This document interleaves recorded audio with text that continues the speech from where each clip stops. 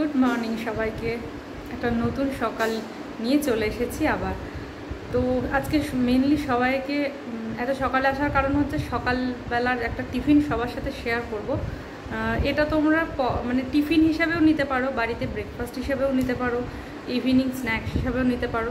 তবে এটা মানে রোজ রোজ রুটি তরকারি বা একঘেয়ে যারা টিফিন খাও রুটি ভাত তাদের জন্য এটা খুব ভালো, কারণ মাঝে মধ্যে সব কিছুই তো আমরা একটু চেঞ্জ করি, একঘেয়ে আমাদের কোনো কিছুই ভালো লাগে না। তো এটা বানানোর জন্য কি কি লাগছে আমি তোমাদের সাথে পুরোটাই শেয়ার করব, দেখতে থাকো। দেখো, আমি প্রথমে এখানে নিয়ে নিয়েছি সুজির সাথে একটু মৌরিও দিয়ে নিয়েছি। এটা আমি একদম মিক্সড করে ময়দার মতো বানিয়ে নেব।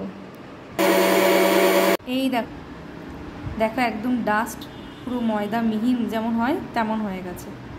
তো প্রথমে আমি ডাস্ট করা সুজিটাকে 1 ঘন্টা মতন জলে ভিজিয়ে রেখে দিয়েছিলাম।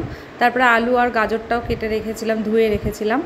এবার আমি কড়াইতে একটু সাদা তেল দিয়ে 1 চামচ সাদা তেল দিয়েছি, তার মধ্যে কালো জিরে ফোড়ন দিয়েছি, শুকনো লঙ্কা ফোড়ন দিয়েছি, দিয়ে তারপরে আলু আর গাজরটা কাঁচা লঙ্কাগুলো সব দিয়ে আমি ভাজছিলাম। ওটা যেমন আলুর তরকারি হয় তেমনই তরকারি হবে। 5 ফোড়ন শুকনো লঙ্কা দিইনি, কারণ যেহেতু আমি সুজির সাথে 5 ফোড়নটা ডাস্ট করে রেখে দিয়েছিলাম, মৌরি ডাস্ট করেছিলাম, তো সেই জন্য দেখো তরকারিটা রেডি হয়ে গেছে। এবার আমি এটাকে ভালো করে একটুখানি নেড়ে নিয়ে কড়াই 1 চামচ সাদা তেল দিয়ে তার মধ্যে ঢেলে দিলাম।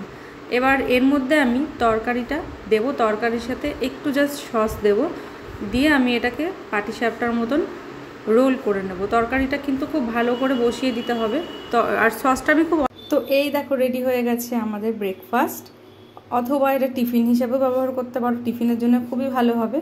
আর নিয়ে নিয়েছি একটু সাথে একটু সস নিয়েছি। তোমরা এটা সসটা ভিতরে দিয়েও করতে পারো, আমি ভেতরে খুব অল্প দিয়েছিলাম, বাট একটু সসটা নিয়ে নিলাম।